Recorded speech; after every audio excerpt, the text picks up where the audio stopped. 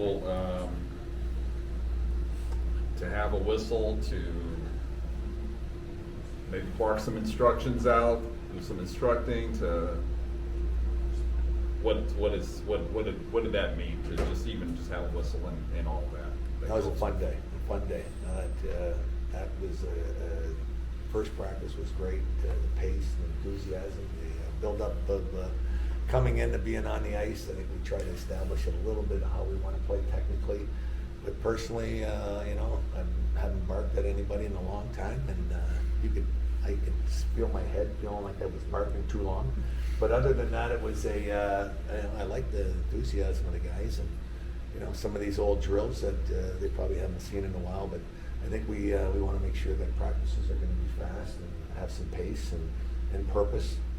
But I thought it was a productive day in a lot of ways, and it was a good first day for myself and our new staff that they're all new to me as well. So I think there was a lot of contribution from them and how we prepared this practice and training camp going forward as well.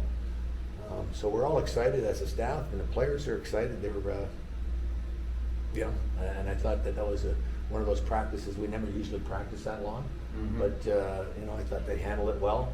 But that's we want to establish that that's going to be the kind of pace going forward. I know you probably won't want to belabor the meaning to you, but obviously, basically 4 years essentially. Did it feel, I don't know, surreal out there? Did it just feel like, okay, I'm back home? Well, first of all, element. When I first stepped on the ice, I go, oh my gee, I don't know if I'm able to stand up there. So that first lap I went around there, I was borderline. I would have got cut. Okay, and then after that, I think it was a lot better. And I think it was back to some of I was familiar with some of the drills that we did, so that helps. But that familiarity coming back and trying to bark out habits is something that they like to do, and they learn, that this is one of those things that let's apply that regularly, and it becomes secondary in their mind. It's something that we like to do it, and that's why we do it. But I was happy with everybody out there today, and it was a good first day. I was very happy with how it all went. Chris Kreider described it as a culture practice. What is that culture to you? No, I think we wanted, as a team, I think we want to establish what kind of what our identity is, and we want to be the hardest working team in the league. It's easy to say that, so that's an everyday thing to prove that that's where we're at. And so you got to bring it every day and say, leave it out there. That's how we're going to get better, and pushing one another and expecting everybody to do the same. You've seen a lot of these guys on tape, I'm sure, but what was the first impression of them on the ice, kind of working with some of these guys? Big, fast, good tempo. Yeah, it was both groups were big and fast. Yeah, that was the one thing. And then you do that continually, that pace will even get quicker. You mentioned this is a new staff as well for you. What's that like, getting to know your coaches and working together as a team now? I'm excited. I think they all bring something different. I think there's a lot of different backgrounds, be it drills, be it how they run power plays, how they kill penalties. There's some ideas that they're fresh. I think everybody's got some experience on their staff as well. I'm looking forward to it. A lot of new guys that I have never worked with, and but admired from afar, and knowing that we're fortunate to have the guys we have on the spot. How much did you know Jay Woodcroft and Ryan McGill?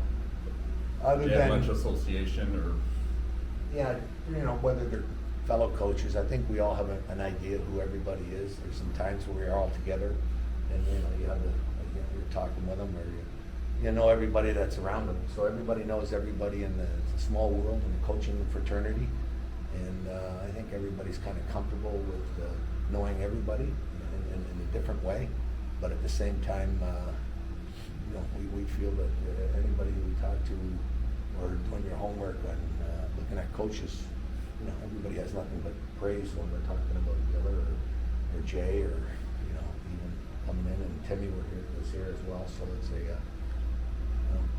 they're all experienced and are good people as well. New systems for a lot of these guys, and I'm curious about the defensive scheme specifically. It's been man-to-man for the last couple of years. How does your system that you're trying to implement differ from that? It's more of a zone defense, pressure defense. We want to outman them in areas, and we want to kill plays. I mean, we spent a lot of time on our end last year. We want to make sure that we want to do it to them instead of us. And I think that's you got to kill plays in your own end, and you want to protect and keep the puck in the offensive zone. But that's an area of focus. It always has been. But everybody wants to play offense, so let's do a good job defensively, and we can enjoy having the puck. But it's easier said than done too. You mentioned easier said than done. To flip the ice with the club, that's like you said, it's kind of struggled in that puck possession area and whatsoever. Is that harder to do, or can that be done in a reasonable amount of time to be able to flip the ice? No, I think that holding on to the puck, protecting the puck, getting onto the inside, and putting in areas that you can sustain possession and zone time, and involving all 5 guys. Everybody's part of the cycle or the possession game. Just place a premium on puck placement and a premium on possession. And when you are going to lose the puck, put it in an area, you still got a 50-50 chance, or take the face-off. So it's you just can't hope passes to the slot will be a no-no. And keeping the puck in it. But our own end is that's where collectively all 5 guys working together, we're going to get better at, because it's going to be something we're going to take pride in. You mentioned the big, fast team that you have. You obviously don't have Mason Betav this year. Is that a distraction on day one, or how do you not make it become a distraction? Well, I think the guys are all professional. You gotta take care of what you can control, and in Mason's case, we'd love to see him here, and we're understanding, and these things happen, and I'm looking forward to coaching him, and at some point, I expect that to happen. You've mentioned before that you've been in situations like this where you have a young team, you're trying to get them up the hill to where they're supposed to be, and that's one of the reasons this job appealed to you. In that process, how important are veterans? How important is leadership within the room to get you where you're going in terms of guys like Brutus, guys like Kreider, guys who've done this before, buying into your vision? Yeah, I think True's been a captain, and there's been some other guys in there as well that have. They're all experienced veterans, and Killer and. A lot of guys have been experienced in ways that they're responsible for the leadership department or their leadership group. I think we want to make sure that our younger guys start absorbing some of that and chip away and taking some ownership of the team and the leadership department. So whether it's Leo, whether it's the other names, Cutter, whether it's on the back end as well. We've got some guys that I think they're all eager to be a part of it and excited to contribute in their way. They all got they're good young pros. I think that just keep flourishing in that way. They're ready to grab some of that, and I think that's where we can be a better team if they contribute in a meaningful way. Going off of that, young players, they go through plenty of ups and downs. There's a lot of guys on this team that are young. What is your philosophy when it comes to bringing out the most in those guys and being able to play to their potential?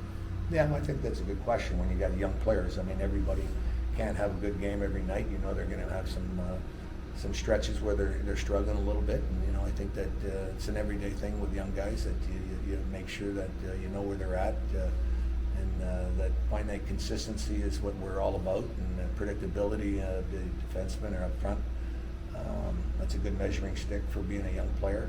Once you start being in that way where you become reliable, then you can use him more, and all of a sudden he's going to get more ice time and more quality ice time. And I think good players, they want those opportunities, and that makes them good players because you can count on them regularly and more often. So it's a reward business a little bit too, and how we delegate ice time. When it comes to leaning on those young players, in the past, as this team's been growing, a lot of leaning on veterans in tight spots or key portions of the game. As these kids develop and you see someone like Leo needing to take that next step, do you kind of just have to lean on some of these young kids and put them through that pressure cooker to get them to that point? Yeah, I'm going to say at the start of the year to the end of the year, everybody's going to have a chance to play with somebody at some point. And whether you're young as the season progresses. I mean, we're hockey players, and you know, we're expecting you guys to hold your load and make sure that you can handle it and bring that consistency. You can grow as a person and a professional, and that reliability, like we mentioned, is what we're going to be counting on. And as a team, everybody should be getting better as we go along the season, and that pushing one another is healthy. But our guys are they're pretty excited. I've been around a group. Obviously, I've been around a group for a long time, anyways. But at the same time, this group feels good to me as far as the care and the push that could be internal as well, which is healthy. And you know, they want to do it. Coach, off the ice, at your introductory press conference, you talked about how you wanted to speak to sexual assault survivors and organizations about how you can help and learn. How has that process been for you since you've arrived here? That's been an ongoing process for over 4 years. I did a lot of work, talked to a lot of people. That's an everyday thing, and I think as a group here, we want to make sure that we're going to apply these lessons as we go along here, and make sure that on our watch something like that doesn't happen again. Are there any organizations you're working with here locally specifically? We've done a lot of work in the community since I've been here, and through the Ducks organization, we've met a lot of people. We've done some fun things, and I look forward to doing some more of it. Your practices have been known to be more on the shorter side, but intense as well during that time. How does that? How have you seen how that affects a club over the long haul and when it all adds up? Yeah, you think that hopefully that you're not tiring the guys out, but I think you're keeping them quick and fast, and you got a different level of playing the game. And I think that you know, you keep them ready for games with shorter practices, and instead of just wasting long talks on the ice, where some people like to do it that way. We can get that done before we go on the ice, but at the same time, we get the habits that this is our pace, and you know, we're ready to go. And it's no standing around, don't stand still when you get the pass. It's always motion, don't stand still passing. You know, do everything hard, and it's simple. I think it's a simple system. It's a simple philosophy. Keep it simple is what we talk about a lot.